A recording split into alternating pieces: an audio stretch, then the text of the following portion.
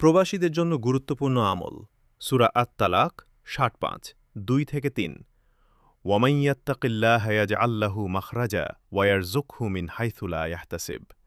অর্থ, যে আল্লাহকে ভয় করে আল্লাহ তার জন্য বের হওয়ার পথ করে দেন এবং তাকে এমন জায়গা থেকে রিজিক দেন যা সে কল্পনাও করে না। প্রবাসে কষ্টের সময় এই আয়াত বেশি করে পড়ুন এবং হারাম থেকে বাঁচুন।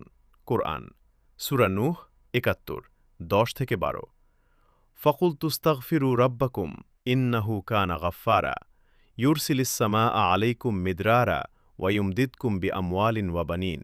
অর্থ, তোমরা তোমাদের রবের কাছে ক্ষমা প্রার্থনা করো, তিনি ক্ষমাশীল, তিনি তোমাদের ধন সম্পদ ও সন্তান দ্বারা সাহায্য করবেন।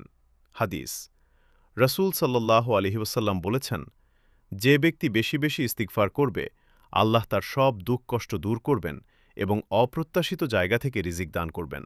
আবু দাউদ। প্রতিদিন অন্তত ১০০ বার পড়ুন আস্তাগফিরুল্লাহ ওয়া আতুবু ইলাইহ। প্রবাসী ভাইবোনেরা, আল্লাহকে ডাকুন, ধৈর্য ধরুন এবং হালাল রিজিক উপার্জন করুন। ইনশাআল্লাহ আপনাদের সুসময় আল্লাহ দিবেন।